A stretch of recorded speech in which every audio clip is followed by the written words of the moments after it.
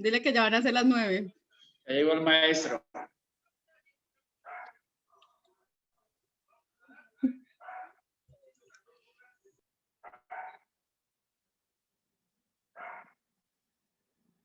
Siga, maestro. Hola, hola, hola, hola.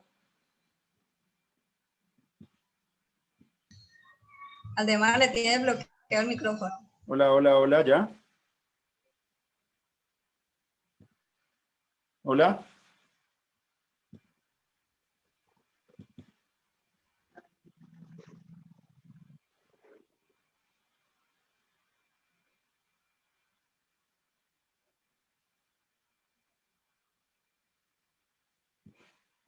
Hola, hola, hola, hola. ¿Me escuchan?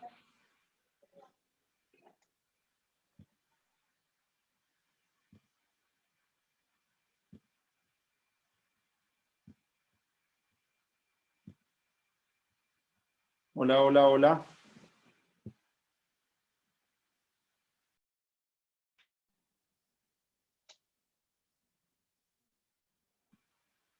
Hola, hola, hola, hola.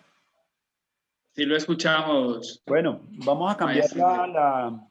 lo que tenía pensado, porque pues me parece que no se le puede tampoco uno quedarse atado en algo. Ya para la próxima resolveremos la presentación y todo el tema. Más bien, los escucho a ustedes cómo les fue como en el ejercicio de los videos autobiográficos y quien quiera compartirlo es el momento para que lo hagamos. Profe, que si por favor deja entrar a Daniel que está esperando hace rato.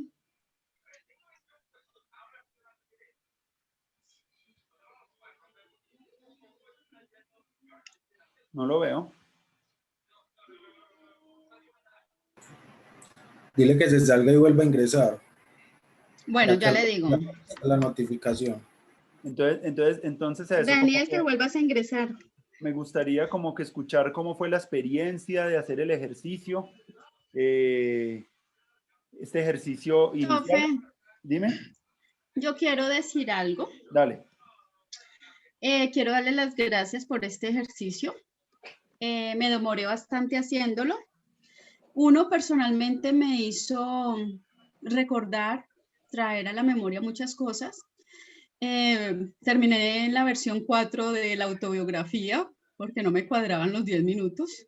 Empecé desde 32, 20, 16, 13, hasta que por fin fue muy agradable recordar todas esas personas, todos esos espacios, esos tiempos, esos seres que hicieron parte de esos procesos de aprendizaje. Anoche que me acosté, pensaba, incluso se lo escribí a una de las compañeras en el storyboard, que fue como abrir un espacio para ese café que no nos podemos tomar, para esa conversada que no podemos tener antes de iniciar las clases cuando son presenciales, esa conversación que no tenemos en el cambio de clase, esa conversación que no tenemos al final para salir de la universidad. Fue un espacio para conocernos, para mirar más allá y conocer un poco del otro. Entonces, de verdad, gracias, porque no solamente fue como ese viaje al interior mío y reconocer esa historia que tenemos desde antes, ¿no? Desde nacer, desde el simple hecho, desde que mi mamá y mi papá se encontraron, recordar las historias que nos contaban y todo lo que hoy día somos. Hay una partícula de cada una de ese tiempo. Entonces, de verdad, muchas gracias y a los compañeros también, porque fue muy agradable ver los diferentes trabajos y conocer más allá. Ah, qué alegría. Ese era el objetivo. El objetivo de este ejercicio es integrar el pasado.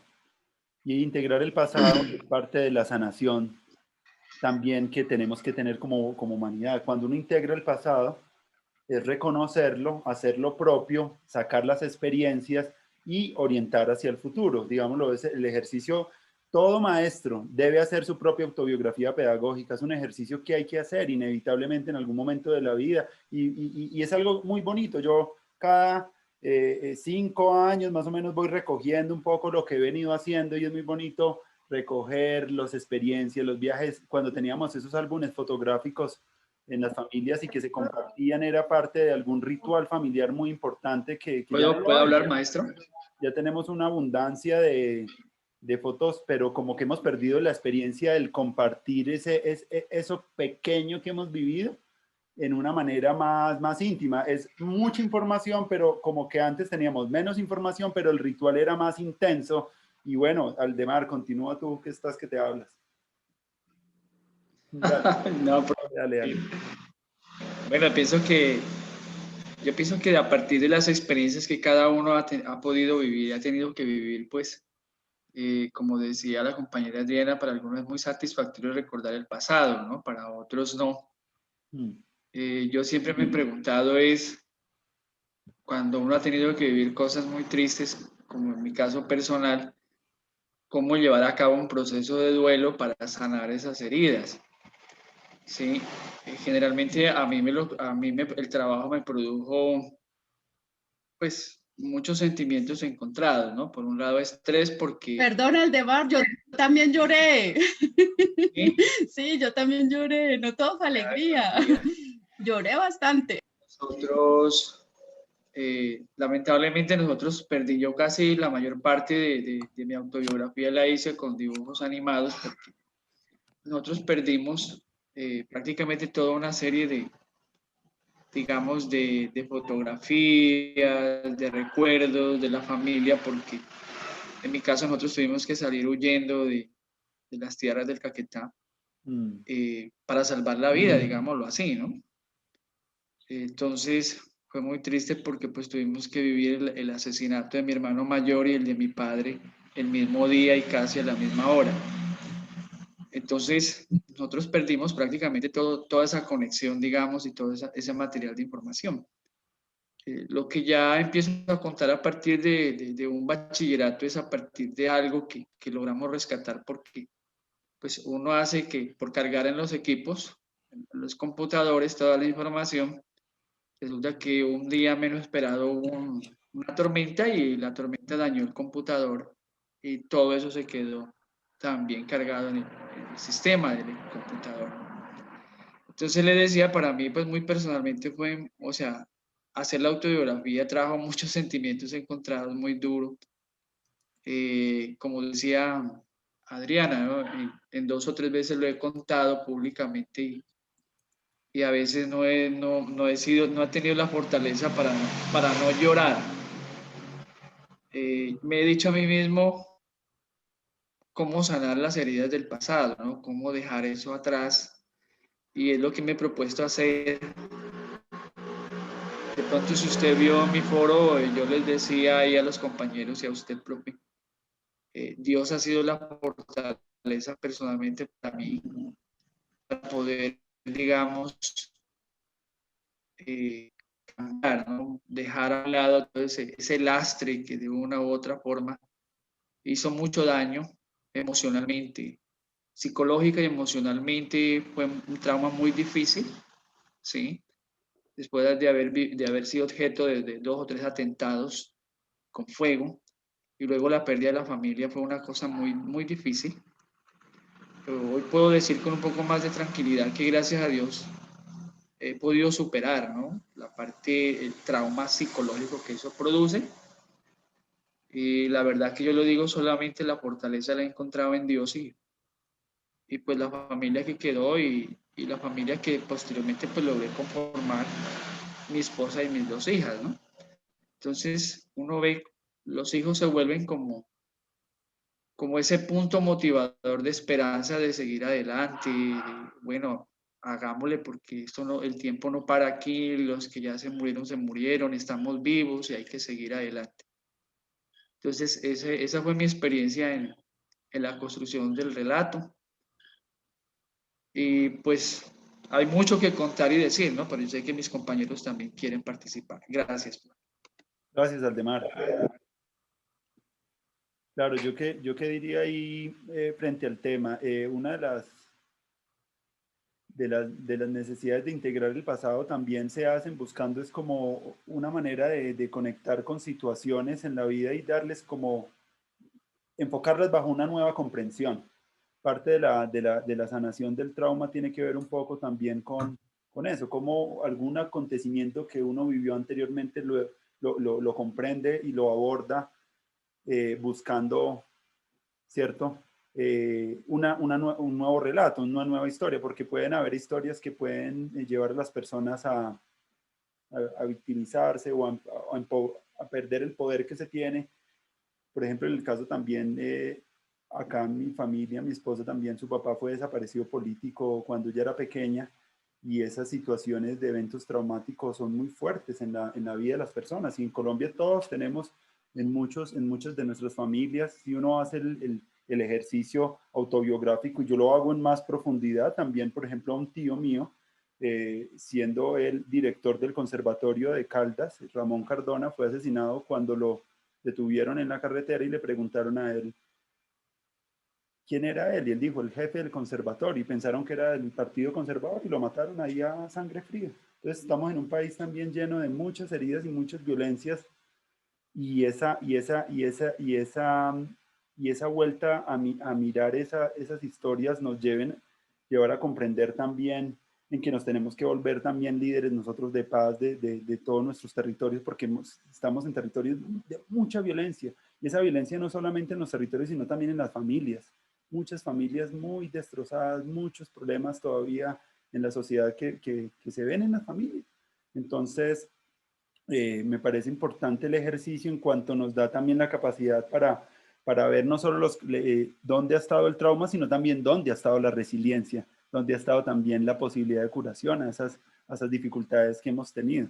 Porque cuando miramos el pasado, miramos también dos cosas. Una, en dónde nos hemos quedado trancados, ¿cierto? ¿Qué cosas difíciles hemos vivido, pero también cómo hemos salido y cómo valorar los privilegios en los que nosotros también tenemos como seres humanos. Uno de los ejercicios que yo intentaba con este ejercicio también es como que fuéramos más conscientes de los privilegios que tenemos para poder que podamos expandir esos privilegios que tenemos al conjunto de la sociedad.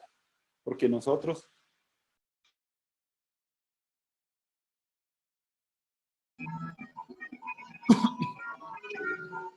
No tiene llaves.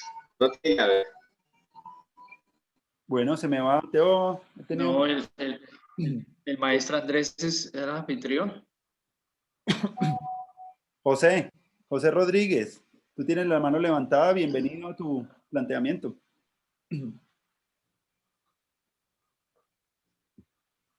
Sí, profesor, buenas noches, compañeros, ¿cómo les va? Pues son unas cositas muy puntuales. Primero, pues, evocando lo que usted, retomando lo que inició el estiramiento del cuerpo, conectar la mente, el cuerpo cuando vamos a iniciar una actividad. También yo le sumaría la parte retroalimentar, de qué se hizo en la vida real, ¿no? Retroalimentar, después de eso, retroalimentar.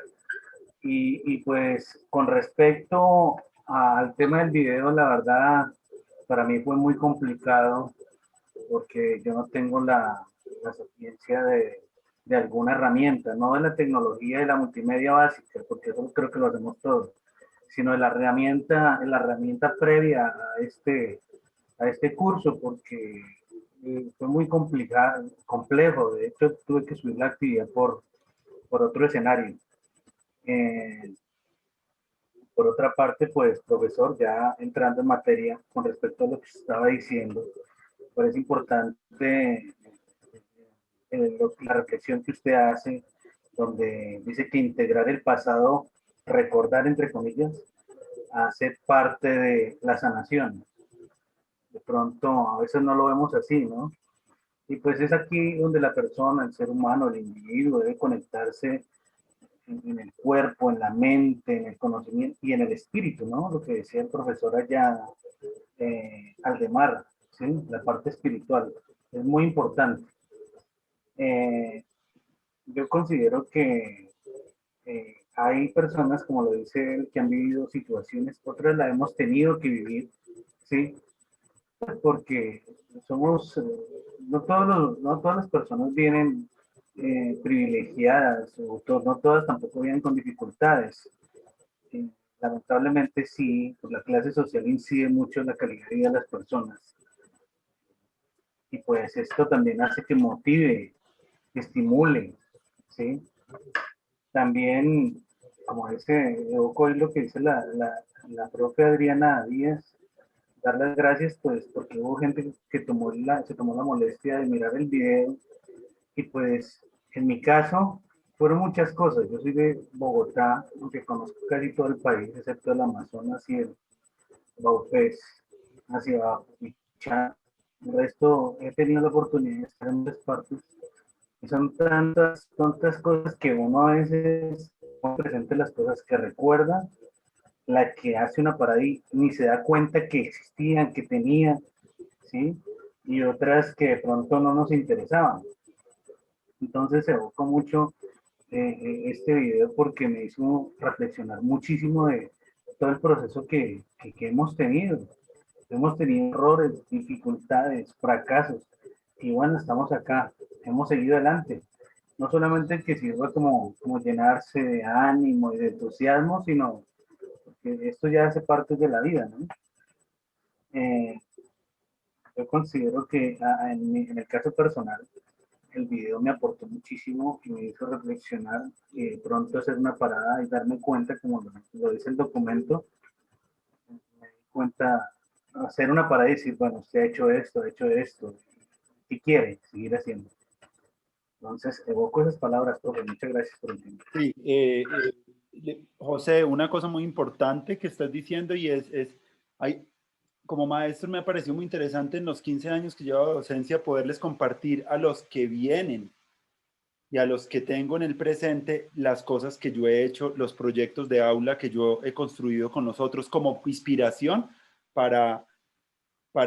como un esfuerzo de compartirle la cosecha, el fruto mejor a los que están conmigo viendo todo lo que hemos vivido y que la vida no ha sido sencilla, se han tenido, mostrar también la fragilidad, también mostrar también, contar las cosas como con mayor autenticidad a los estudiantes, eso los conecta el corazón, porque cuando uno les habla desde el corazón, eso conecta al ser humano. Si queremos hacer pedagogías para el posconflicto, tenemos que hablar con la verdad. Y la verdad a veces pues es también dolorosa, como decía Aldemar. La verdad también es recordar cosas del pasado que han sido dolorosas, pero también ser conscientes que tenemos la capacidad como humanidad y como seres humanos de sobreponernos a las circunstancias. Y todos lo hemos hecho. Todos hemos tenido también pérdidas, tenemos dolores, pero el problema es cuando evitamos conectar con el dolor. Ahí vienen las adicciones, ahí vienen las evasiones, ahí vienen los problemas. Cuando yo ya no quiero coger el dolor y enfrentarlo, ahí es cuando yo embolato y me vuelvo una persona que puedo tener de pronto. Esa es la definición de la adicción. Adicción es evasión del dolor. Cuando yo no quiero sentir el dolor, yo prefiero emborracharlo, yo prefiero drogarlo, y eso es lo que está llevando a que muchas de nuestras generaciones en las redes sociales, en esa facilidad de estar mostrando solo la cara positiva, parece que olvidamos también que tenemos también sombra, tenemos dificultad y nos llevamos una visión muy fragmentada de lo que es el ser humano. Entonces, como que también parte de también en unos estudios que he estado leyendo sobre las redes sociales, han estado mirando también con preocupación, ¿cierto? A nivel del individuo, del ser humano, y que muchas de las personas que usan más las redes son las personas que están más solas. Quiere decir, en un momento donde estamos muy conectados, pero estamos muy aislados, estamos muy solos. A veces cuando tenemos un sufrimiento no tenemos con quién contar. Entonces, como que una de las cosas más bonitas a la hora de pensarnos a futuro los ambientes es cómo poder empezar a reconstruir los vínculos sociales y el capital social de los estudiantes para que dejen de haber esos problemas de la depresión, los suicidios, los asuntos del acoso, se deben también a falta de capitales sociales. Quiere decir, hemos estado más preocupados en otras cosas y no en fomentar la relacionalidad. ¿Y qué es en esencia los ambientes? Las relaciones. Nosotros como maestros construimos ambientes, es porque queremos fomentar relaciones entre las personas, vínculos. Y a veces muchos decían, no, es que a mí me cambió la vida una salida pedagógica, una salida a la naturaleza. O recuerdo mucho yo en los ambientes ese tipo de cosas, es porque ahí conectamos muy fuertemente con el ambiente, con las personas, en un tipo de serenidad que a veces no tenemos, porque las rutinas nos van llegando también a dejarnos de asombrar. Entonces, cuando a veces yo he tenido salidas pedagógicas, a veces se aprende más en una salida que en todo el semestre. Curiosamente, se generan más aprendizajes. ¿Por qué? Porque se genera, los estudiantes están más abiertos en la mente, están más abiertos en el corazón, el cuerpo está también activo, y a veces no nos hemos dado cuenta por qué esos ambientes naturales están provocando aprendizajes tan fuertes. Yo como profesor he venido haciendo salidas por lo menos una vez al semestre con mis estudiantes a territorios naturales para sentir, para compartir, para cocinar, para vivir la vida con ellos, para compartirles también, sembrar árboles también, que hace tanto falta en estos tiempos de tanta deforestación, empezar a generar prácticas regenerativas con el medio ambiente.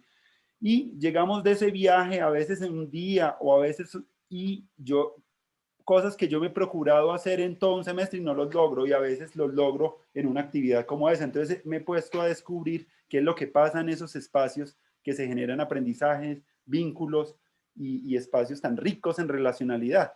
Entonces yo creo que tenemos que empezar a diseñar aulas muy parecidas a esos espacios, porque ya sean virtuales o presenciales, porque parece que en esos espacios la gente como que comparte de una manera más abierta, pero en los espacios educativos todavía hay una gran direccionalidad del docente, como una autoridad que a veces no deja que las relaciones informales también se vayan tejiendo de una manera más espontánea.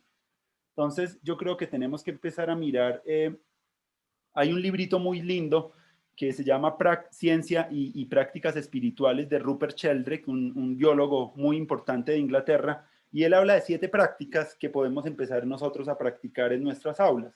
Entonces, la primera, pues la meditación, que es la conexión también y la sincronización del cuerpo y la mente. La otra es la gratitud, empezar a tener espacios donde la gratitud sea como parte de las ofrendas que se dan en un espacio educativo, porque cuando hay pensamiento de gratitud, es un pensamiento como de conexión con los otros y de agradecimiento por lo que hemos vivido, sea bueno o malo, se agradece. El pagamento que hacen las comunidades indígenas es pagarle a lo positivo y a lo negativo, siempre paguemos. Así como uno paga el Claro, paga Movistar, paguemos todos, paguémosle a lo positivo y paguémosle a lo negativo, ¿cierto? Y hagamos ofrendas para ese pagamento. Lo otro es la conexión con el mundo natural.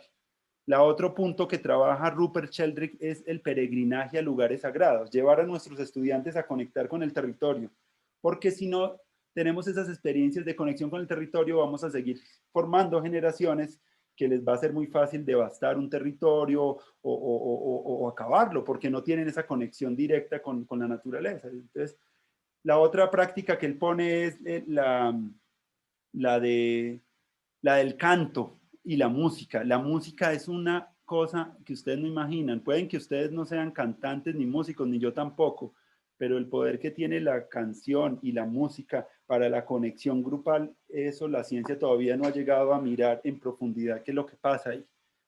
Y en Buenaventura y en muchos lugares de Colombia tenemos líderes sociales que están a través de la música tejiendo territorios, a través del bullerengue, a través de las músicas del Pacífico, a través de la marimba, a través de los que son cristianos también, y los que están en alguna religión se dan cuenta de que todas las religiones tienen el canto como factor de cohesión.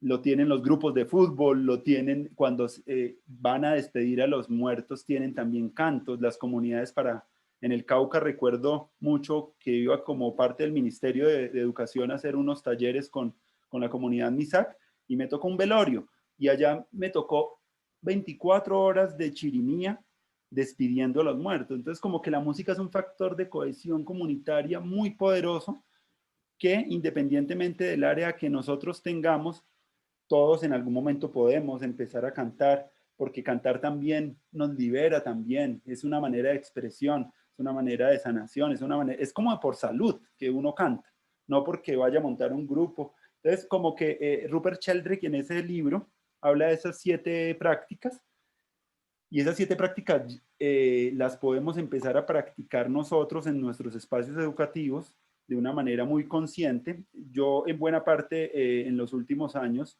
he venido haciendo propuestas pedagógicas de educación integral. Quiere decir que van conectando cuerpo, mente, emociones y espíritu, ¿cierto? Trabajamos como bajo esos 4 preceptos, y también buscamos también que en estas prácticas llevar a las personas a fortalecer lo que el conflicto nos ha arrebatado, que es la empatía. Una de las víctimas del conflicto es la empatía, quiere decir la desconexión con el otro. El que yo no sienta lo que el otro está viviendo. Entonces, en sociedades que han sido muy violentadas, muy aporreadas, lo que más nos afecta, lo que más tenemos empobrecido nosotros es empatía. Y entonces yo como docente he estado muy preocupado por cómo dentro de mis espacios pedagógicos fortalecer la empatía entre los estudiantes. Y pues para la próxima sesión les compartiré un poco mis experiencias frente a estos temas de las didácticas de la paz y la convivencia en las que he estado como enfocado, y a las pedagogías de educación artística integral, que era lo que les quería mostrar. Y la otra cosa importante que quisiera resaltar en este ejercicio de reconocer el pasado es que no se puede uno proyectar el futuro, que es otro de los aspectos útiles de los ambientes de aprendizaje, la imaginación. Quiere decir, vamos primero al pasado, tejemos eso, hay muchas maneras de tejer ese pasado, algunos lo hacen con el tejido, algunos lo hacen también con la escritura, otros con la fotografía, con el lenguaje que quieran, pero tejerlo, incorporarlo, y donde se quedó atrancado, restablecerlo, donde la energía se quedó congelada, volverla a derretir para que vuelva otra vez a su origen, porque muchos de los traumas tienen es que el trauma, que es un acontecimiento fuerte que uno vive y uno queda sin la posibilidad de que ese acontecimiento tenga un principio y un final, quedas como ahí. Y eso normalmente queda también en el cuerpo de uno, queda atorado, queda en la espalda. Entonces, ¿qué es lo que hacemos a veces para que ese pasado se integre? Empezar a trabajarlo desde la parte corporal, donde yo siento eso. Y desde donde yo lo siento, yo lo empiezo a trabajar, empiezo a hacer conciencia sensorial de cómo ese problema yo lo estoy sintiendo en mi cuerpo, y lo voy empezando a trabajar. La parte del perdón y las disculpas frente también a la reconstitución del tejido relacional también es una práctica espiritual hermosísima, porque todos lo hemos hecho en algún momento, todos hemos sido perdonados por cuestiones que hemos tenido y problemas. Entonces también tenemos que ser muy coherentes también en estas pedagogías contemporáneas de crear tecnologías para la restitución del vínculo social, y el perdón es una tecnología fuertísima para la reconstitución de los tejidos familiares y sociales. Y es decir, reconocer que uno lo ha embarrado, reconocer que uno también ha hecho sufrir a las otras personas, y es una tecnología que a veces cuesta practicar porque somos muy orgullosos y queremos siempre ganar, pero cuando nos ponemos en una disposición de buscar que el tejido relacional vuelva otra vez a urdirse con afecto y con amor, pues esas cosas las tenemos que enseñar en clase, más en un contexto donde hemos vivido tanto la violencia, y violencia física y violencia psicológica. Todos tenemos. Entonces, en la Universidad de la Dignidad, ¿qué es lo que se está hablando? Es que la gente, además de hacer estas autobiografías, están trabajando el inventario de vulnerabilidades, como el inventario de cómo nosotros hemos violado la dignidad. Entonces, el hacer el ejercicio de eso no es para revictimizarnos, sino es para poder que colectivamente se cree un campo relacional de acogida, de no juzgar, porque como estas pedagogías buscan es que la gente hable con la verdad, no hacer cualquier cosa por hacer, sino que son cosas que buscan es que transformen la subjetividad de una manera profunda, pues lo que se requiere madurez, requiere gente que esté dispuesta a no juzgar, a confidencialidad, acogida, a lo que a veces no hemos tenido en los espacios, que no podemos hablar de ciertos temas, de que se nos juzga. Si uno mira hacia atrás, los ambientes han tenido como, antes de vigilar y castigar, Foucault hablaba del castigo, y ustedes recuerdan esa insignia, la letra con sangre entra, y antes se creía que para formarse se formaba era como con violencia, y se buscaba castigar a las personas para que aprendieran. Y era la manera, el dispositivo era el castigo. Luego pasamos a un dispositivo más útil que era la vigilancia y el control. Entonces estamos controlando, vigilando, el examen es una herramienta excelente para la vigilancia y el control. Y pasamos ese tiempo y ya entonces empezamos a mirar es que a las inteligencias múltiples, y que ya no se evalúa solo una inteligencia, y que ya miremos ya una perspectiva más integral de personas. Y evolucionando, y ya a mí en Cali me tocó la regla y la profe nos pegaba con la regla, ¿cierto? Era parte del ambiente de aprendizaje, el castigo físico. Yo no sé si ustedes recuerdan también, algunos mayores que yo, también algunos ejemplos de castigo físico en las aulas. Y si uno lee más antiguamente, hasta los fajaban en la silla. Los ponían fajas para inmovilizar a las personas. Era una manera de controlar a las... Entonces, como que hemos tenido como para hablar de los ambientes, tenemos que primero concebir desde qué perspectiva de mundo concebimos el ambiente, porque no todas las personas ven el ambiente igual. Algunos lo ven solamente como objetos físicos, otros lo ven solamente a lo material, pero desde una perspectiva integral tenemos que mirar el ambiente desde lo físico, lo social, lo cultural y lo biológico. Tenemos esas cuatro perspectivas. Entonces, siempre cuando hablemos de ambientes, pensemos en esas cuatro perspectivas. No miremos solamente qué es la arquitectura o qué es lo físico, sino que también son los sujetos que están ahí y que tienen un cuerpo. Pero también miremos que son las interacciones, lo social, y que también tenemos lo cultural, que lo cultural se refiere a cuál es la percepción intersubjetiva acerca del mundo que yo vivo, ¿cierto? Los valores, el sistema de creencias. Entonces, siempre cuando miremos los ambientes, siempre miremos que hay que diseñar esas cuatro perspectivas. Lo subjetivo, lo objetivo, lo intersubjetivo y lo interobjetivo. Cuando hablamos de lo interobjetivo, hablamos del cuerpo, la casa, el barrio, la ciudad y el universo. Hablamos de que en lo interobjetivo son los sistemas en los que se desenvuelve el aprendizaje. Yo, por ejemplo, dentro de mis pedagogías, yo el planeta lo he tenido que vincular como parte del ambiente, porque es que estamos acabando, no lo convertimos en objeto pedagógico, se nos vuela. Entonces, y ahorita con lo de la pandemia, me parece que la casa, el concepto de casa, me parece que cobra también un valor muy importante en la reflexión para nosotros como maestros de cómo podemos volver a tejer la casa. Y la casa es la segunda piel de nosotros, ¿cierto? La casa es el espacio donde también crecemos, somos acogidos, está la familia. ¿Qué podemos hacer con la familia para retejer otra vez a la familia? Está viendo que la familia es la que no estaba cuando no estaba. Entonces, como que la pandemia nos está prodigando muchas posibilidades enormes de innovación pedagógica porque nos está poniendo a la casa. Antes la casa para muchas personas era como un hotel donde íbamos solamente a dormir. Entonces la casa se volvió como el territorio donde ya estamos viviendo y habitando. La familia antes no estaba, ¿cómo poderla articular ahí? Eso solo lo está promoviendo este momento histórico.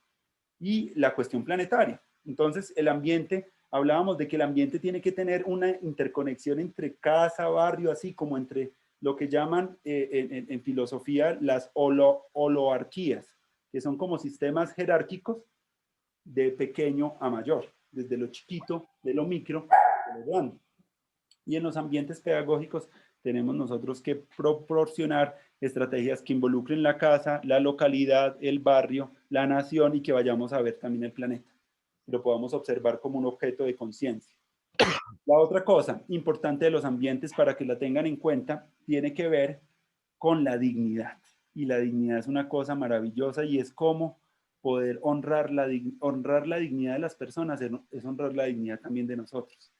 Entonces, como que crear espacios para la dignidad es crear espacios donde haya reconocimiento, valoración, donde se acepten las diferencias, donde se sean hospitalarios, sean espacios para acoger, y no espacios para excluir, ni espacios para rechazar, sino espacios donde se puedan generar como espacios como la cocina, donde se puedan crear recetas que nos maravillen a todos en los sentidos, en la manera de nutrirnos. Porque, como dice Donald Winnicott, el primer ambiente es el vientre, ¿cierto? Y ese ambiente, y después es la mamá, y después es el espacio de las emociones de la familia, y depende cómo esté la familia, también están los estudiantes.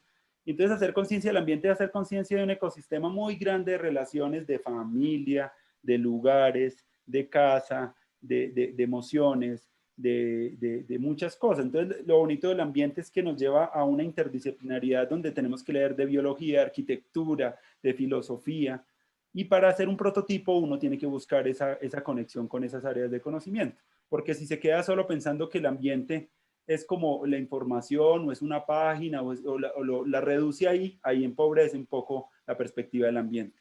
Cuando uno mira esas 4 dimensiones que les planteaba, Y la otra opción, que es la posibilidad de que hoy en día ya no hacemos clases solamente para un salón, sino para todo el planeta. Todos los profesores ya tenemos como una necesidad de volvernos educadores, no de mi salón, sino de toda la humanidad. Pues asimismo, pues nuestros prototipos deben ser ambientes que puedan inspirar a las 7.500 millones de habitantes. Quiere decir, para eso sirven las tecnologías, para que lo que hagamos no se quede solamente en Cali o en la costa, sino como que alumbre y eduque a la humanidad. Entonces, hoy en día el educador está educando a la humanidad.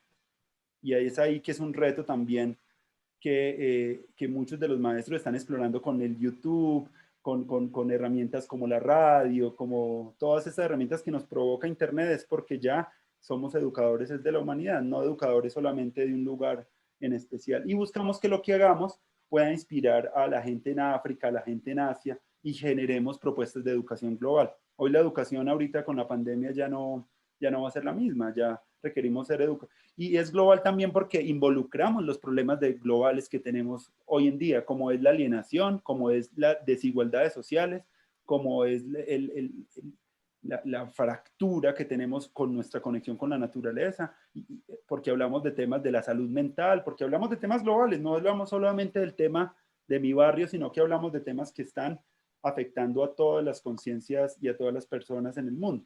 Entonces, por eso, el ambiente que ustedes vayan a diseñar también sea muy perspicaz a la hora de integrar una problemática global, que sea muy perspicaz de involucrar los 4 cuadrantes de los que hablé y que sea muy perspicaz en que todo lo que ustedes puedan hacer sea documentado, sea abierto y no se quede solamente en lo que pasa allá.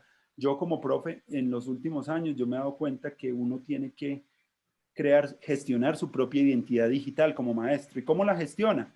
Pues creando espacios en la red, no solamente en Facebook ni en Instagram, sino también teniendo su blog, teniendo su espacio digital donde construye y aporta conocimiento a la humanidad. Quiere decir, todo maestro hoy en día, para estar a la altura de nuestros tiempos, tiene que estar ya con una identidad digital robusta de redes, donde esté también generando aulas activas, generando discusiones, generando debates que puedan alimentar a la humanidad, que pueda compartir lo que esté haciendo en sus clases y no nos quedemos allá todos encerraditos en una visión muy endogámica de estar haciendo y haciendo, pero sin documentar, porque el otro factor que les quería comentar es que el ambiente también es documentación, la documentación también es ambiente. Y nosotros cuando creamos un ambiente, creamos también nuestro propio espacio para que los trabajos de nuestros estudiantes sean dignos de ser reconocidos por el mundo, que la gente pueda ver las galerías de las creaciones, de los artefactos, de las propuestas y de los proyectos que se hacen en el aula, sean compartidos, sean abiertamente compartidos y no se queden solamente porque no toda la gente va al colegio. Entonces tenemos que llevarlo a que eso surja por los territorios, que el conocimiento que se hace en la clase irrigue a la humanidad. Eso es una de las cosas que yo creo que estamos un poquito alcanzados y por eso estamos tan atrasados políticamente también, porque la universidad y el colegio y la escuela están muy aislados y requieren fortalecerse y se requiere también lo que yo les hablaba, una desobediencia de los docentes, de estar solamente haciendo las tareas que le pide el distrito o que le pide yo no sé quién, porque también entonces estamos haciendo la tarea muy obedientes y requiere una desobediencia civil colectiva a nivel, así como lo fue la Expedición Pedagógica Nacional en su momento, como espacios donde los maestros se ponen activos y a soñarse un país distinto y no hacer como lo que tienen que hacer, sino a soñarse de una manera totalmente imaginativa el futuro. Entonces, esa es la otra cosa. El ambiente que ustedes vayan a diseñar, piensen en que estamos diseñando ambientes para el futuro, donde el futuro se vuelve como algo del presente. Quiere decir, el futuro es el agua, el futuro es donde vamos a vivir, el futuro es que nos vamos a alimentar, los sistemas de transporte. Piensen un poquito en el futuro porque es el futuro en el que está ahorita en riesgo. Ya muchos científicos están diciendo que el contrarreloj de los 10 años para ponernos a prueba de que como sociedad tenemos que dar un cambio fuerte porque esto del COVID no es nada con lo que podría empezar a pasar en términos ambientales globales. Cosas asombrosas.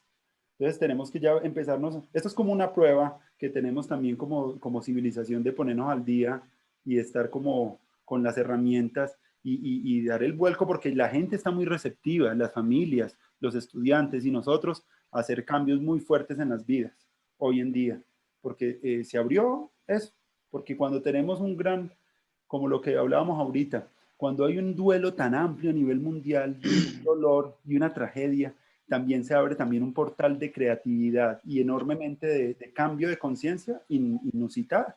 Así como cuando uno le pasa algo doloroso y uno también tiene sus cambios, cuando uno se enferma, uno empieza a mirar, ve, voy a comer esto, voy a empezar a hacer más ejercicio, voy a mirar, voy a cambiar de hábitos. Cuando a nivel mundial hay esas pandemias, expandemos. Pan, que significa todos, demos, que significa pueblo. Entonces es todo el pueblo, todos juntos en algo. Y esa posibilidad de estar todos juntos no se había...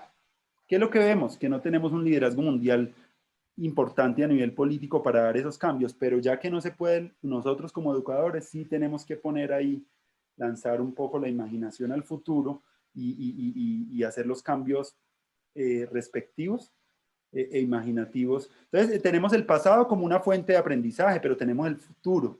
Y el futuro no es algo que está allá, el futuro es la alta conciencia que yo tengo en el presente.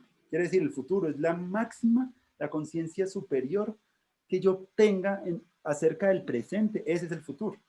El futuro no es algo por ahí indeterminado, sino que el futuro está lleno de semilla. Antes de que el árbol se vuelva un roble, primero es semilla. De pronto cuando es roble se le olvida que fue semilla. Y nosotros de pronto se nos olvida también esa dimensión evolutiva de las cosas. Y tenemos a veces una visión muy, muy corta de la escala de las revoluciones en el pensamiento. Pero una de las invitaciones también para la concepción más amplia de los ambientes es también tener una visión más holística del tiempo histórico, lo que llaman los historiadores una concepción más profunda del tiempo, y mirar un poco con los estudiantes escalas más amplias. Nos quedamos a veces con escalas tan corticas y la visión moderna es muy cortoplacista en ese sentido, porque su visión es así muy quieta. Pero cuando ya uno pone escalas de tiempo largas, cuando surgió la esclavitud, cuando se acabó, cuando llegaron los anticonceptivos, todas esas revoluciones que hemos tenido y ligadas a los cambios culturales, nos damos cuenta de que la civilización en los últimos años ha cambiado demasiado rápido y seguramente que lo va a cambiar mucho más. Y todo también se ha resuelto también por la integración de las tecnologías. También a nuestras vidas han logrado que esos cambios también sean muy vertiginosos. Entonces... Una pregunta. Con relación a lo que su merced nos viene diciendo, ¿qué hace o qué hay, digamos, en que algunas personas tengan esa capacidad de resiliencia y poder trascender, y por qué otras personas no lo pueden hacer? Como el ejemplo típico de los drogadictos. Yo creo que una de las personas salen más tienen más capacidad de resiliencia cuando tienen un grupo de apoyo más amplio, un equipo, una gente. La gente sale más fácil de las adicciones cuando cuenta con un grupo que lo apoya. Pero cuando te hemos cortado en esas capitales sociales, la resiliencia cuesta más. La resiliencia, un factor grande de la resiliencia es las redes sociales en las que estamos. ¿A qué comunidades pertenecemos? A diferentes... Pero entonces, en el caso de los jóvenes que están cayendo, digamos, en el escenario de las drogas, y una de las razones por las cuales ellos expresan, bueno, la desatención en el hogar, pero también hay una actitud como de rebeldía y de rechazo hacia quienes quieren extender sus manos para proveerles la ayuda. Entonces, yo me he hecho la pregunta, y bueno, ¿qué pasa ahí con ese tipo de personas? O sea, les falta experiencias en su relación con la vida. Mira, lo que primero hay que ver es que hay una cosa importante en ese tema de las adicciones, es que no hay nada que sea adictivo.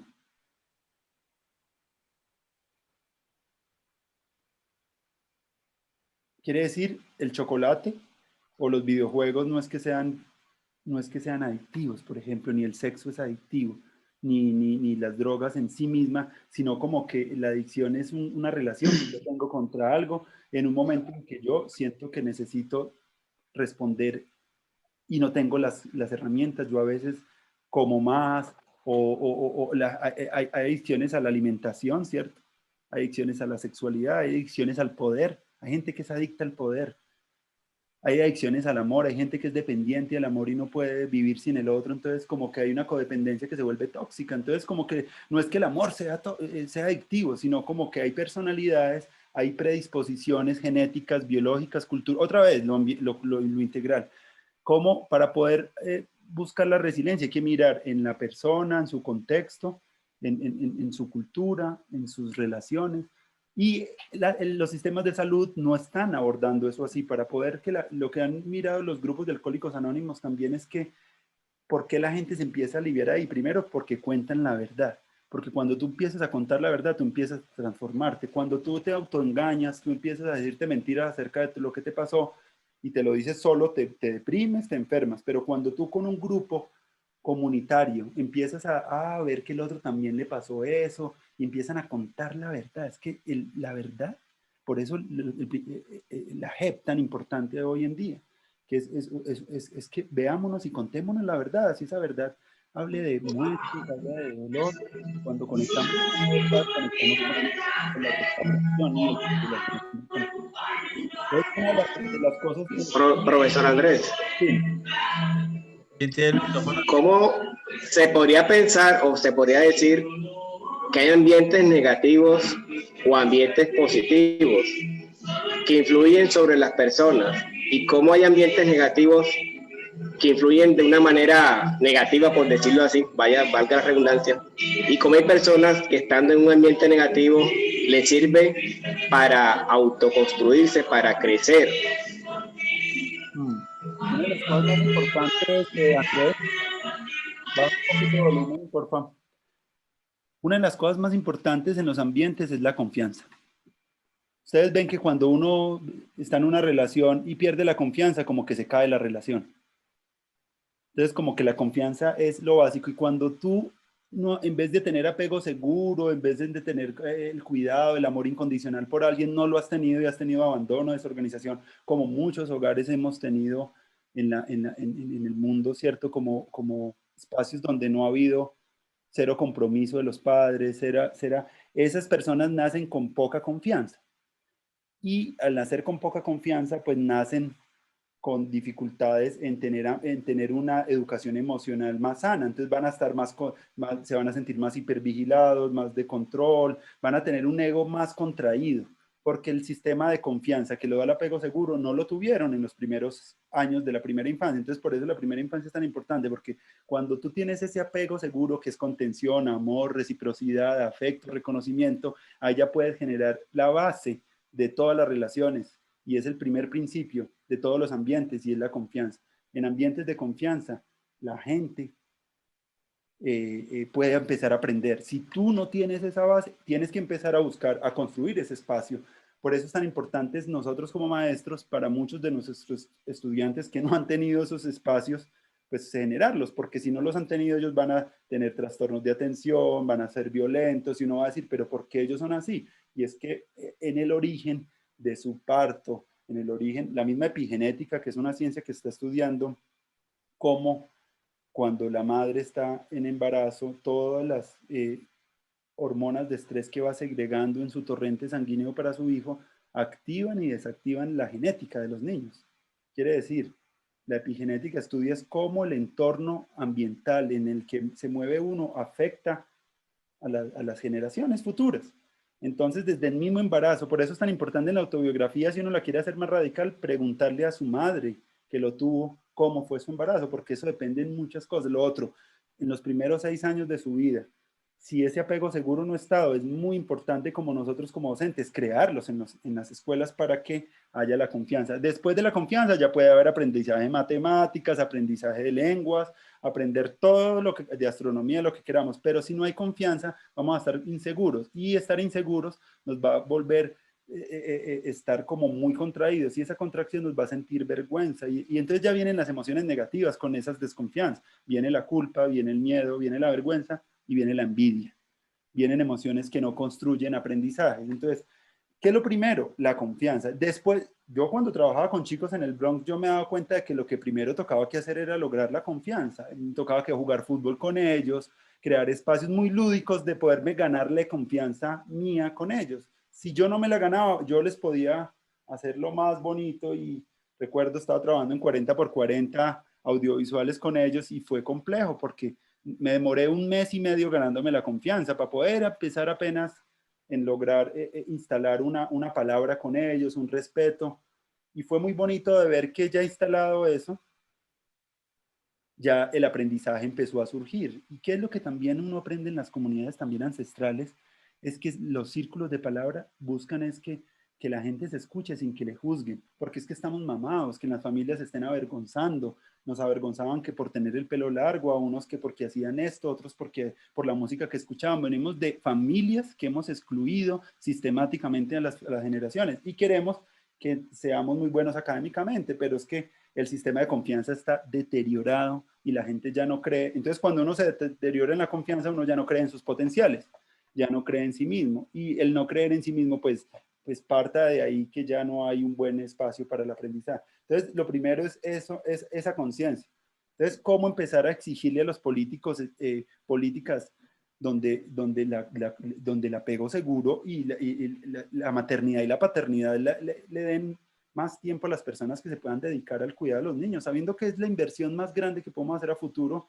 Políticamente deberíamos ya tener leyes donde para esas edades tengamos beneficios, ¿cierto? Renta básica universal, ya deberíamos tener ya para muchas cosas. Esas son las normas que ya tenemos que empezar a nosotros decir, pero si nosotros no arreglamos esa partecita del apego seguro, de los vínculos, de las familias conectadas, del perdón, de la sanación entre nuestras familias, ¿qué le vamos a pedir a un cambio social? No lo podemos, no podemos, porque sin nuestro núcleo más cercano que la familia, no logramos transformar eso. ¿Cómo lo podemos pensar en 45, 50 millones de habitantes? Entonces, ahí, Andrés, vienes a dar un punto muy fuerte. El ambiente es muy importante y la educación socioemocional de los niños y de los jóvenes está basado en esa primer base. Ese es el primer sustrato.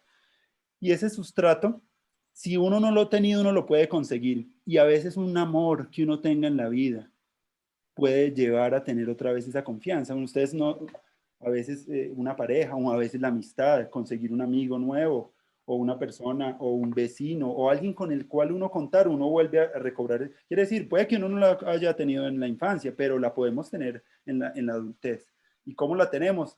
Pues construyendo un espacio con alguien con la que uno pueda confiar plenamente. Entonces la pregunta que yo les haría a ustedes es si ustedes cuentan con una persona con la cual ustedes puedan encontrarse y hablar de una manera muy abierta en lo que sienten. Y si no, hay que empezarlos a construir esos espacios, plataformas donde se encuentren personas a hablarte con la verdad. Miren, tengo una prima que tuvo un bebé hace un tiempito y me comentó que en Estados Unidos ella se encuentra en círculos de mujeres para compartir cómo ha sido la gestación y la crianza, y hablan sobre cómo es tener un bebé, sobre qué alimentos, y se reúnen mientras los niños van jugando. Esos círculos donde la gente empieza a crear conocimiento es lo que llaman actualmente la ciencia ciudadana, ciencia hecha por las personas. Y esa ciencia ciudadana me parece una de las herramientas más bonitas que tenemos, es que encontrarnos personas que lo han hecho las personas del SIDA, lo hacen los de Alcohólicos Anónimos, lo hacen las comunidades religiosas, se encuentran y se confiesan y hablan desde la verdad. Desde esas ciencias ciudadanas que usted menciona, se crean también o apoyan esas redes de apoyos que muchas familias o personas no tienen. Claro. Entonces, en estos círculos empiezan a fomentar esas redes de apoyo que se han perdido, ¿no? O con las que no cuentan. Exacto. Entonces, ese es el futuro de la educación, relaciones circulares, relaciones donde podamos compartir vulnerabilidad, transparencia, sinceridad y con calma y con amor. Eso. Entonces, eso lo están haciendo desde los pacientes que están enfermos de depresión y están cansados de tomar pastas y se rebelaron contra las farmacéuticas y dijeron, venga, es que no hay otra manera de sanarse de este problema porque es que ya me está dando impotencia sexual y que yo no sé qué. Entonces empieza la gente en plataformas y en comunidades virtuales a reunirse, a compartir recetas, información, verdades, ejercicios, y eso no lo tiene ni Bayer ni lo tienen las farmacéuticas. Entonces esa es realmente la transformación que va a tener la sociedad en el futuro.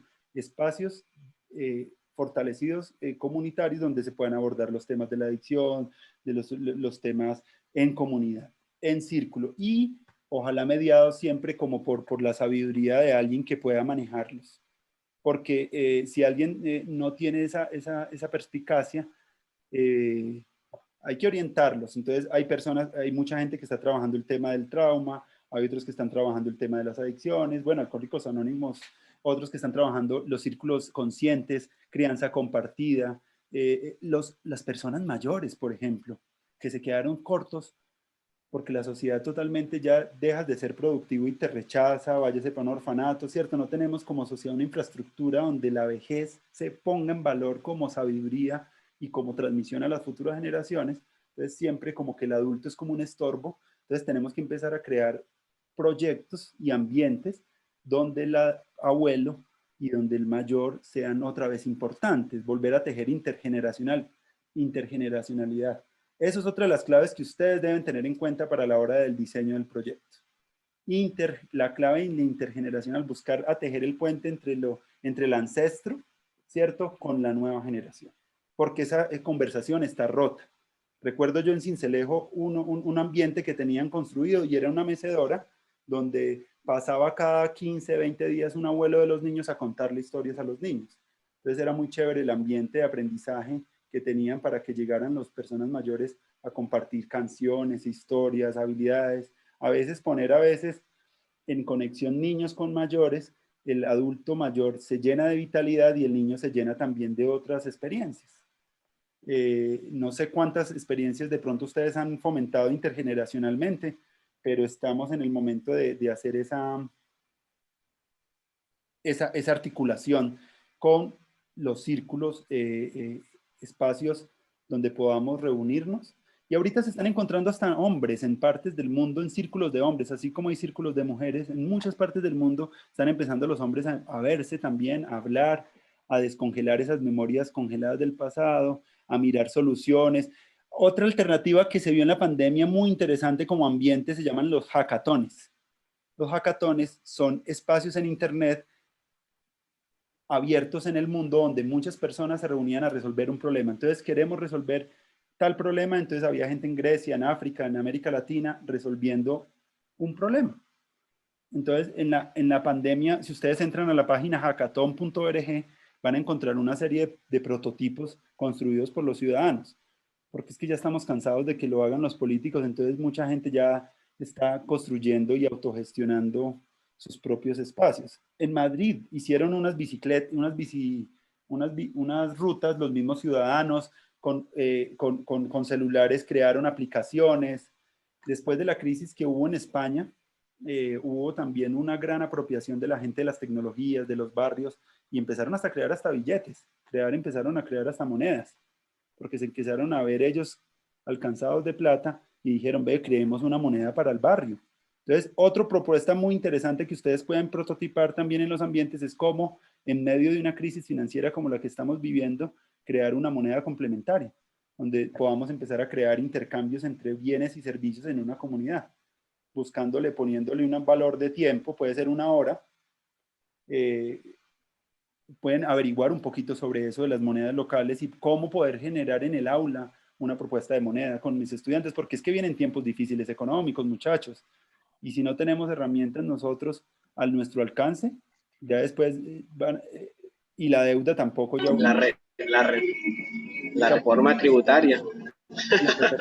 Entonces tenemos que, ojalá que los ambientes sean muy visionarios en eso. Entonces, ¿cómo hacer mi propia moneda en mi barrio, por ejemplo, con mis estudiantes? Para que ellos, la inteligencia financiera en nosotros es re precaria. Las clases de economía abandonadas. Nadie sabe economía ni le han enseñado qué es la moneda, cómo funciona, qué es una deuda, qué es la usura.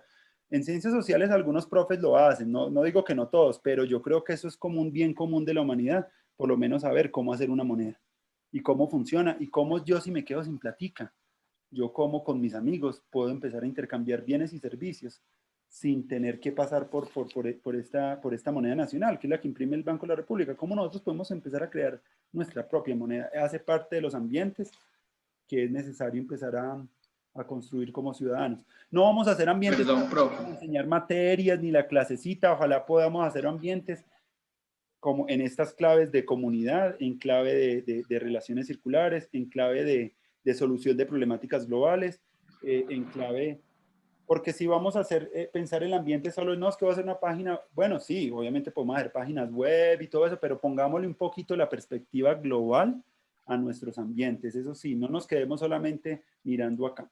Y ojalá que se innove. Una palabra, usted habló de cuando habla de la moneda, Dime, Yuri. Cuando hablas de economía, hablaste de un tipo de inteligencia, se me fue. Sí. No le... Es que Howard Gardner habló de unas inteligencias, pero yo ya agregaría a esas inteligencias de Howard, que era la interpersonal, la cognitiva, la interpersonal, yo agregaría también otras como la inteligencia financiera, ser conciencia de los consumos, del consumo, dónde consumo yo, a quién consumo, cuáles son las redes locales, consumo justo y consumo responsable, todo el tema de la inteligencia financiera y también cómo producir dinero. Y lo otro, la inteligencia sexual y la inteligencia espiritual. Creo que a Howard Gardner se le ha olvidado esas tres inteligencias también. La sexual, creo que estamos supremamente precarios como sociedad. Todavía hay muchos acosos. Cuando yo trabajo los temas de vulnerabilidades, siempre las mujeres han contado acosos, siempre los hombres estamos ahí como estamos equivocados en muchas cosas ahí como de nuestra masculinidad y no hemos generado como espacios, como no hemos tenido espacios de confianza para hablar de eso en nuestros espacios y se han convertido en tabúes, pues se convierten en patologías. Han demostrado que las personas que tienen y más rechazan, por ejemplo, son más homofóbicos, son los que más tienden a la homosexualidad. Entonces, como que somos una sociedad muy pacata y todas esas cosas congeladas en la sexualidad, la religión y la política, que es lo que dice, no, es que no podemos hablar en mi familia de esto. Yo pregúntele a los estudiantes, ¿de qué no pueden ustedes hablar con sus papás? Eso conviértanlos en objeto pedagógico, porque eso que no pueden hablar con los papás es trauma, es algo que no se puede hablar, es algo prohibido, es algo que no se puede. Y entonces ahí es donde como docentes tenemos que ser muy imaginativos en cómo crear pedagogías para abordar eso que no podemos hablar. Ah, que no puedo hablar con mis papás de las drogas, entonces eso es lo que hay que hablar en clase también. Que no podemos hablar de la sexualidad y de lo transgénero y de esto, porque somos muy conservadores y la sociedad en el 40% es conservador. Ahí es donde tenemos que poner el asunto. Entonces, agregaría qué pena, profe. Como para hacer como un aporte ahí, pues eso que se dice, pues es muy válido, pero también hay que entender como todos los intereses, digámoslo así, ideológicos y discursivos que hay en torno a eso, ¿no? Porque es que también a veces de pronto, pues se habla, bueno, sí, hablar de, por ejemplo, la sexualidad, incluso pues de muchos temas, las drogas, bueno, en fin, eso es muy importante, pero también hay que ser, como se dice, muy responsable en cómo o qué discurso o qué mirada es la que se le va a llevar, ¿no? Porque es que a veces de pronto, por ejemplo, el discurso de género, pues sí, válido, respetable y todo, pero eso tiene una ideología también impresa, entonces también o sea, abordar esos temas, pero como de una manera, como se dice, yo no sabría decir si objetiva, porque es que la educación, yo pienso que eso no es en realidad, uno nunca va a llegar a ser objetivo en esto, pero sí como sin darle como cierto sesgo, ¿no? Y entonces, pues, pero sí, obviamente abordar esos temas, pero tener en cuenta de que todo, digámoslo así, todo tema de una u otra forma siempre va a tener una mirada y pues a los estudiantes es importante mostrarles que esa es una mirada, pero no es como la verdad, como se trata, como de mostrar, porque es que Daniel, a eso se puede volver una forma como de doctrinamiento o incluso de dogmatismo en la educación, entonces eso ahí ya me parece que como que se caen sesgos. Eso que dice Daniel es súper clave, que todas esas conversaciones sobre temas difíciles, y hay un trabajo muy bonito, y yo los invito a revisarlo, de Diana Hamilton sobre conversaciones compasivas, donde invita a crear herramientas para abordar esos temas difíciles. Ese libro me ha gustado mucho cómo trabajar los temas del sexismo, el racismo y todos esos temas que son como delicados, cómo abordarlos. Y uno de los preceptos es primero bajarse de que uno está en la verdad frente al tema, sino como abrirse a que estás conversando. y que no hay nadie que tenga una verdad última, sino como que normalmente hay diferentes maneras de escuchar, y una manera de escuchar es que uno descarga solo lo que uno sabe, y en estas conversaciones requieren es uno como abrirse a escuchar el otro, y por lo menos hablar en primera persona a veces hace que, yo lo que me he notado cuando hablamos de esos temas difíciles, es que cuando no se hablan solo en una esfera intelectual, sino que también se pone como el alma y el corazón, la gente como que resulta teniendo como empatía por el otro y decir, uy, claro, a mí también me sucedió eso, y como que se conectan la gente en la situación. Pero cuando ya se vuelve ya muy ideológica, muy filosófica, y ya empieza a haber un poco como de posturas. Y habrán algunos más conservadores, otros más liberales, unos más recatados, unos más abiertos, y siempre habrá como esa tensión, pero siempre una de las cosas que dice Daniel me lleva a pensar una cosa importante, y es que uno como maestro tiene que tener también como por lo menos un paneo general de los sistemas de creencias, de visiones de mundo, lo que llama Ken Wilber como las visiones de mundo, Profe, disculpe. las gramáticas ocultas que le permiten a uno interpretar la realidad. Cuando uno hace conciencia de eso, uno puede hablar con una persona que sea dogmática, que sea fanática, que esté hablando de economía naranja. Uno podría entender las matrices de pensamiento de esa persona como maestro, ¿cierto? Como maestro uno tendría que tender a empezar, pongo un ejemplo, cuando hubo las elecciones acá en el país, con los estudiantes pusimos a cada uno de los candidatos y miramos qué es lo que ese candidato, desde qué visión de mundo estaba planteando, porque no era lo mismo hablar de Lleras, hablar de otro, ¿cierto? Entonces como que es muy, muy importante para salir de esa cuestión de buenos y malos, de blanco y negro, poder por lo menos tener una estructura de las visiones de mundo. Y yo los invito también, eso no lo vamos a ver acá en este seminario, pero es muy interesante tener esa navajita suiza en el bolsillo, y de tener como ese conocimiento teórico de que no solamente hay una visión y otra que están peleando, ¿cierto? No está peleando solo izquierda y derecha, sino que hay también una variedad de cosmovisiones. Y al entender eso, ya uno, como decía Daniel, es más fácil uno saber cómo, una comunidad, por ejemplo, evangélica fanática, uno cómo entraría de pronto para hablar sobre ciertos temas, por ejemplo, de la liberación sexual, cuando ellos son los más conservadores en ese sentido. No podría uno llegar de una, sino como a conversar y a mirar qué es lo que... Hablar en primera persona es muy importante, antes de hablar en tercera persona. En tercera persona es hablar como de, ay no, la política, la sociedad, no. Hablar como cómo lo siento yo, eso es lo que me ha mostrado a mí que es una importancia en estas conversaciones difíciles. Y lo otro, siempre cuando haya un problema, buscar tener herramientas de cómo desatrancarlo, porque normalmente en las conversaciones difíciles siempre la gente resulta parándose y yéndose. Sí es. Profesor. Buscar como para la gente se quede. ¿Y saben cuál es la clave? Uno es primero cuál es la intencionalidad del espacio.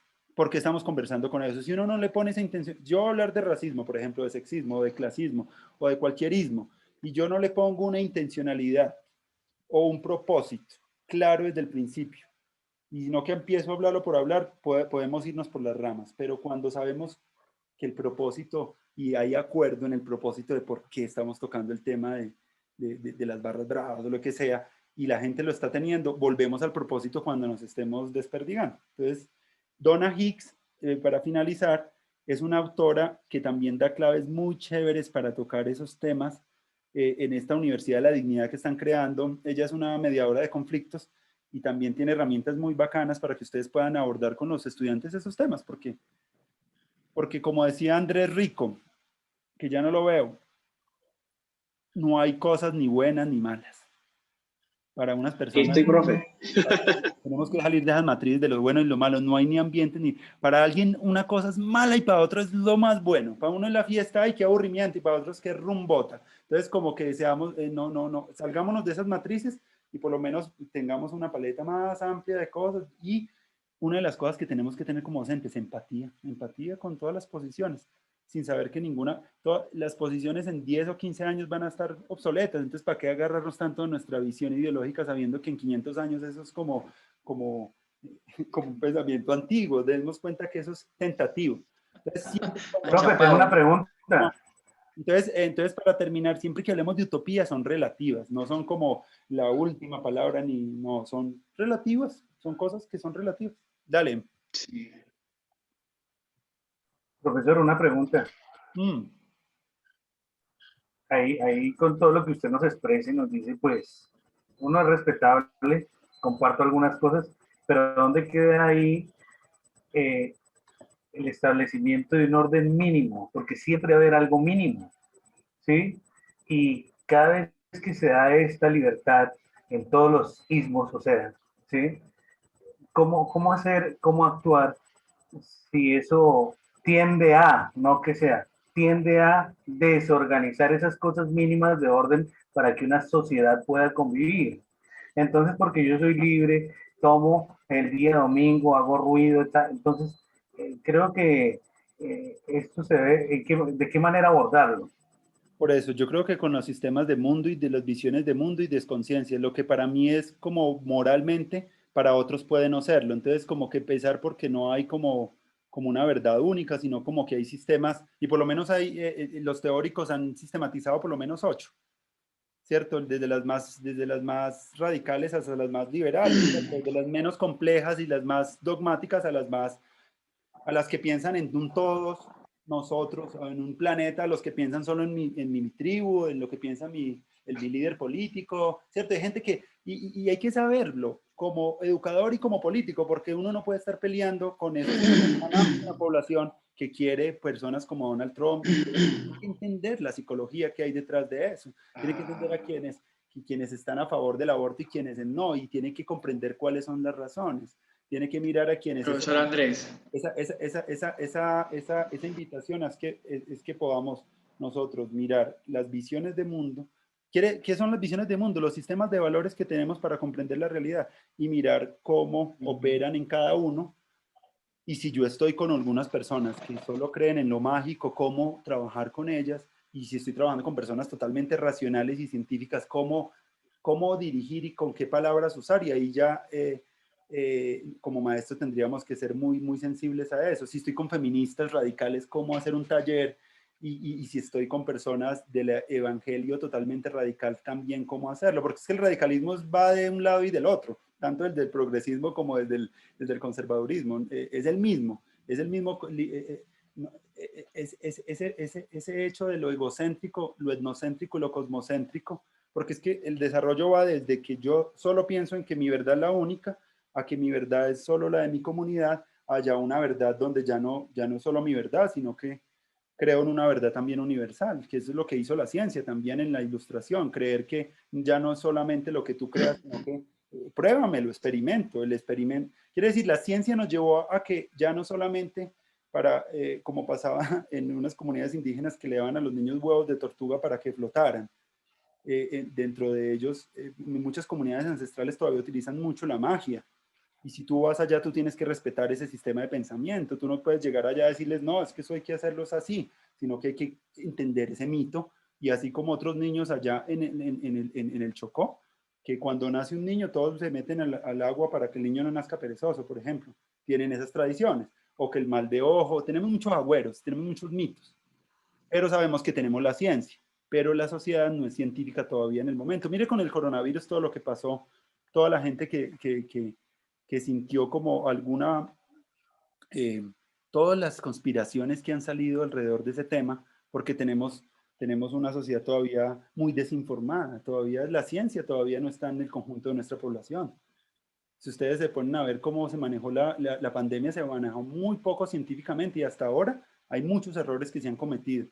Y porque no han sacado índices de contagio, no han sacado los índices de comorbilidad de esas personas, de análisis más complejos.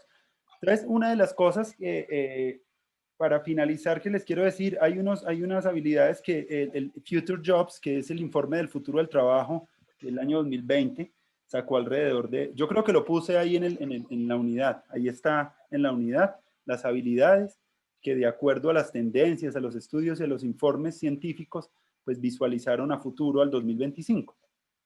Esas habilidades, pensamiento crítico, inteligencia emocional, flexibilidad cognitiva, trabajo en equipo, bueno, ahí están en el aula virtual, ténganlas en cuenta porque para el próximo 3 de mayo el objetivo es que ustedes se encuentren en grupos y planteen una propuesta de un ambiente de aprendizaje que quieran prototipar, que quieran diseñar. Eso va junto va un relato, ¿cierto? Una descripción, a quién va dirigido, normalmente como viene cualquier proyecto, y va acompañado de un organizador gráfico. ¿Qué quiere decir? Un mapa conceptual, un esquema, un flujograma, una infografía que visibilice ese proyecto. Eso va a ser como nuestro próximo encuentro, ya colectivo, buscando también integrar lo que está ahí, buscando integrar lo que están haciendo en sus investigaciones, buscando integrar, ojalá lo integren mucho lo que están haciendo en sus investigaciones, porque me parece chévere que estos espacios los aprovechemos para que articulemos cosas,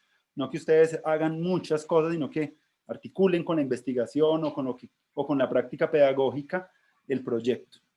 Y ese prototipo, pues, no 4 o 5 personas, 3. Lo que sí no se puede hacer es individual, porque parte de lo que quiero también es que haya también como aprendizaje colaborativo en eso. Yo les propongo, hay una página que se llama goteo.org,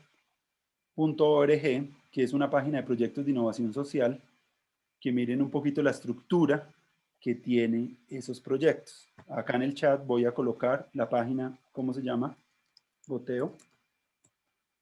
Buscan. Y esa página tiene normalmente una estructura muy concreta. Goteo es una página para financiación de proyectos de innovación social y educativa a nivel mundial. Y esa página tiene un video, tráiler de mi propuesta, tiene unos integrantes y unas habilidades que tienen los integrantes y una experticia, tiene a quién va dirigido. Miren la estructura y basémonos en esa estructura para el diseño de este prototipo. Normalmente, cuando yo tengo un proyecto creativo y yo quiero que me lo financie no solo el Ministerio de Cultura, o yo busco que me lo financien varias personas, y eso se le llama el crowdfunding. Entonces, esa modalidad de crowdfunding es la que vamos a utilizar. ¿Qué es lo bonito de esta modalidad de crowdfunding? Es que además de yo hacer un proyecto, yo busco es que si alguien aporta mi proyecto, yo voy a tener reciprocidad frente a esa persona. Si alguien me dio 5 pesos, yo a esa persona le voy a dar el afiche de mi proyecto. Si dio 10 pesitos, le doy el afiche y una camiseta. Si dio 20,000 pesitos, le doy el afiche, la caja de herramientas, un taller en su casa, unas charlas acompañadas. Bueno, voy buscando granularmente cómo a esas personas que me financian mi proyecto les voy dando algunas recompensas. Entonces, ese sistema es el sistema de crowdfunding, se llama sistema de financiación colectiva. Entonces, pillen la página de Goteo para que utilicemos la estructura para la presentación del prototipo de esa manera. Va a tener un pequeño videito y las recompensas. Las recompensas pueden ser desde un sticker o pensándolo como transmediamente. Transmedialmente quiere decir que yo pienso que la experiencia de mi proyecto pues la voy a tener en objetos físicos, voy a tener una experiencia de pronto a través de un video, desde un audio, y voy como generando que esa propuesta irrigue diferentes medios. Entonces, para que pensemos nuestro prototipo de ambiente de una manera transmediática, a eso se le llama eso.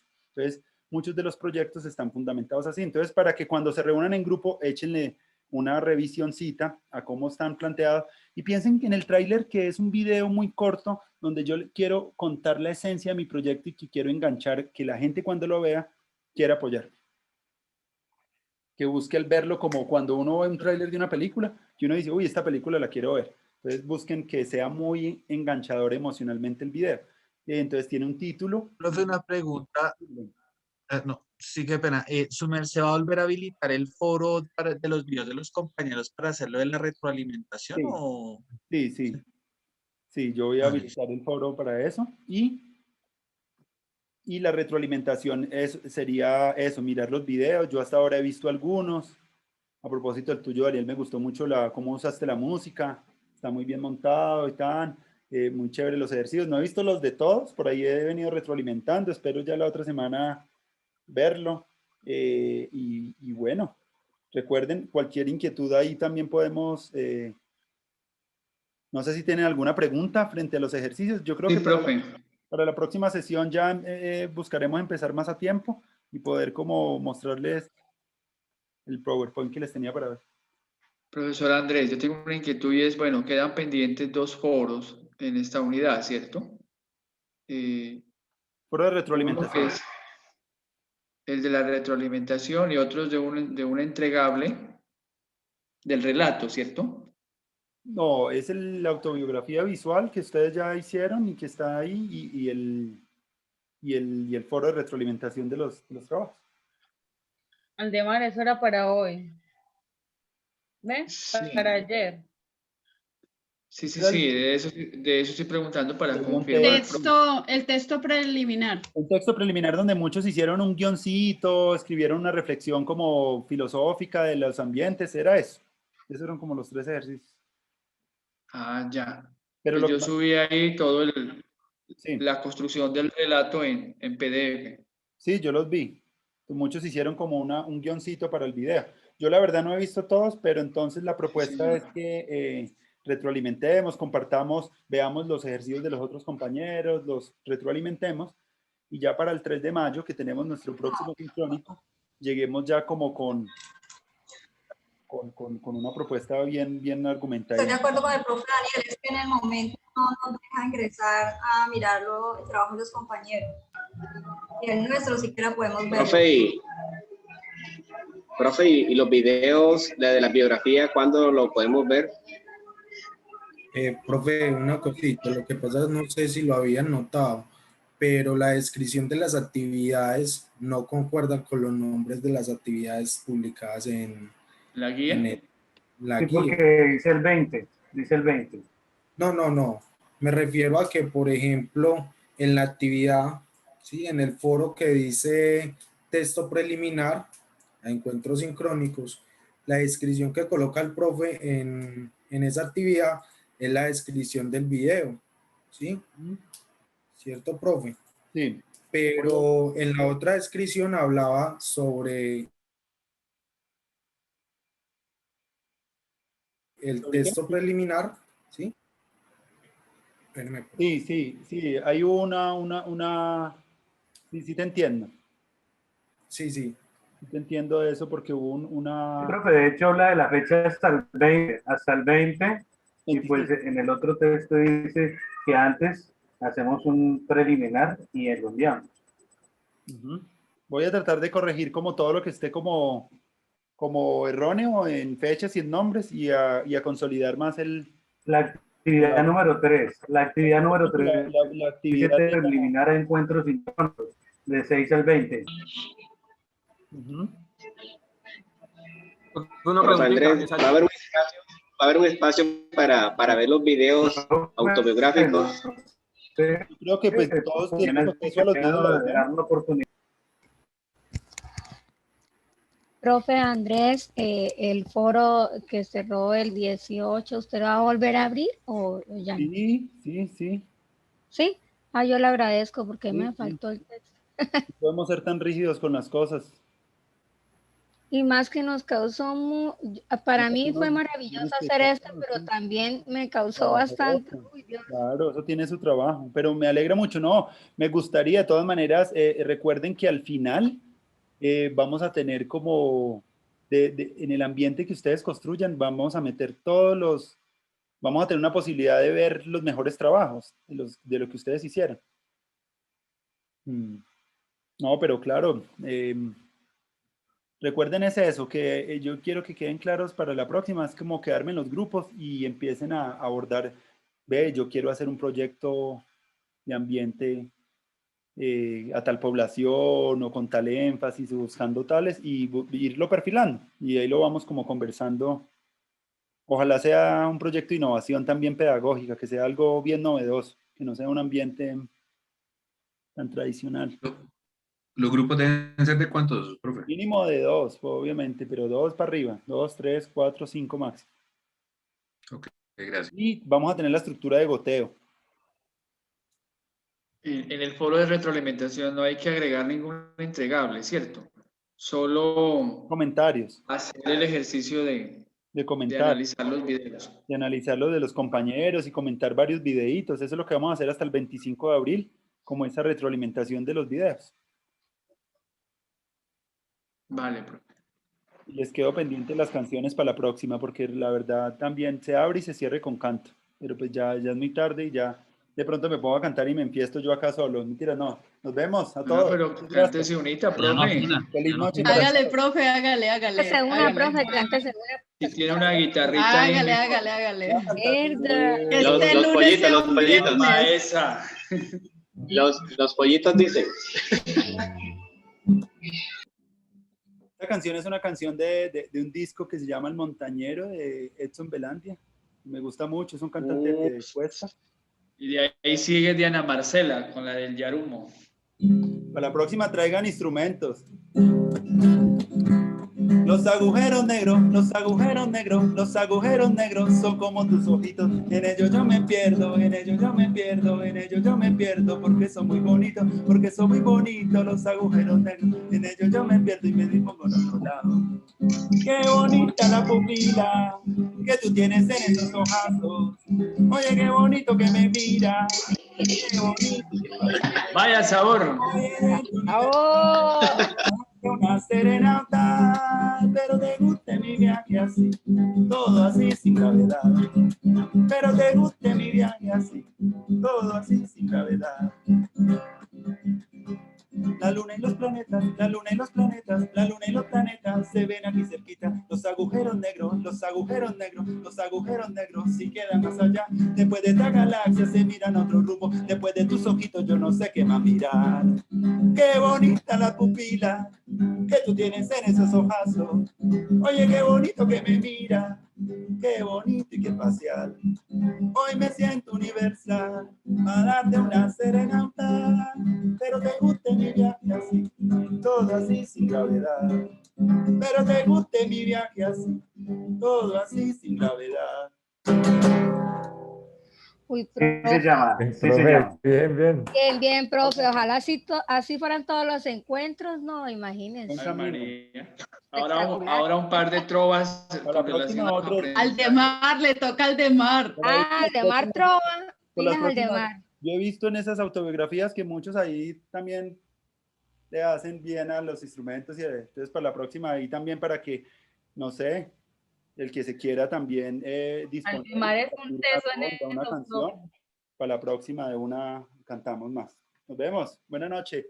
Profe, Diana reemplaza a Patricia Terán. Profe, gracias. Buenas noches. Gracias por el tiempo. Muchas gracias para todos. Que tengan buen